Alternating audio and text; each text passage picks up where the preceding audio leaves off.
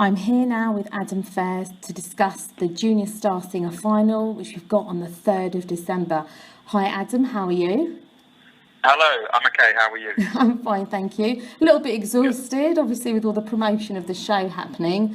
There's so much going on with the excitement of 13 contestants coming together, obviously, for the final. Yeah. So much. With the final happening now, we've been offered the chance for the finalists to go out at an awards evening and sing on stage up in Bristol, which is a fantastic opportunity. That will be where BBC will be, TV and A&R people from record companies will all be present. So Cool. That is a nerve-wracking experience for them all, I'm sure, but they're all looking forward to it. Any words of advice that you can give to any of those contestants for the show? Yeah, I think between now and then, make sure you're practicing is probably quite a big one. And also just making sure you do your vocal warm-ups and make sure you know the song you're singing inside out, really. I think that'd impress me. What they're actually going to be doing on the final is they're going to be offered a piece, but it hasn't yet been said whether it's an original piece from somebody else or it's actually going to be a cover. So, they won't know anything until they arrive at the recording studio. So it's all a big surprise. But they do have a chance to be mentored by myself, and they'll have a little bit of time with a record producer as well at the final to have an idea before they go in and actually do their final piece. So there's a lot to be learned, I'm sure. Do you have any words of wisdom for the actual finalists? Whoever wins, what do you recommend for them? Once they've obviously won Junior Star Singer, they're going to be in the limelight. Next year, their track will be played on 20 different radio stations, and they'll have a chance as well. BBC have offered them a chance to have their track played out as well. Have you got any words of advice as well? What happens to a finalist when they win a competition? What goes on in their mind? What would you suggest to them? I think obviously to win this would be really exciting and quite a big deal, but what I think you should see it as is like a step up to the next part of your journey. So like the hard work just starts there. So I think have a great time, get your head down, work hard, and just keep going, basically. Like, I think that would be the starting point to your career.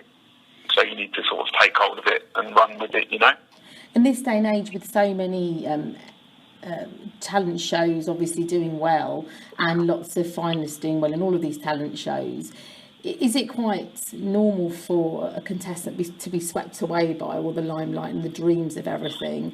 Is it a good thing just to keep their feet on solid ground, do you think? I think it's easy to get swept up in everything that's happening and letting it go to your head a bit. So it's important to stay grounded and stay focused on your goals and why you're doing what you're doing.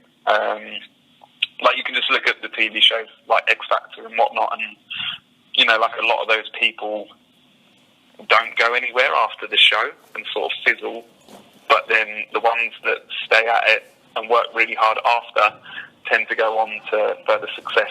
So I think it's quite a good indicator.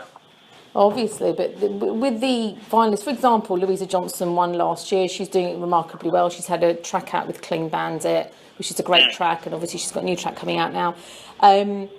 Does she do her own social media? Do artists, once they're signed, give themselves their own exposure as well? Is it not, or does the record company take care of all of that? How does it work now? Done on a case-by-case basis. I think it's good to do your own. If you're good at it, but if you're not good at it, just hand it over to the record label. Like, it varies on a case-by-case basis, I think. So that would be up to the winner and their future record label, I think. Well, on the Junior Star Singer Development Programme, we encourage all of our artists to take care of their own social media and keep plugging plugging themselves all the time. How big do you think now? I mean, we always ask this question. I know you mentioned this again in your last interview. How important is it at the moment for them to be big on social media? Is it important? Because when I interviewed Nick Hayward for our other show, Brook on the Street, he did mention that record companies are now actually signing up artists that don't have as many views. So is it important or is it not? Sorry, can you say that one again? In the other show that we interviewed Nick Hayward in for Brook on the Street, he did mention that some record companies now are choosing to take on artists of their own choice rather than those that have got lots of views. Is that the case now, or is it important for these artists to keep plugging on social media and get as much of a big following as possible? What is really important for the record companies? It's a difficult one. Like, there's no sort of hard and fast rule regarding this. Like, some people will definitely take into account your socials. Like, for example, how many views you have on your latest YouTube upload, or how many Twitter followers you have, all that sort of stuff. But on the flip side, they could just love your talent and run with it, you know? If there's like a package there and they think that they can make it work, and you've got no socials, that doesn't mean they won't find you, you know? Like, it all depends on that particular A&R person, or, you know, like, just what they're looking at that day, basically. So, yeah, I wouldn't be put off if you didn't have really strong socials. But obviously, if you do have them, then great.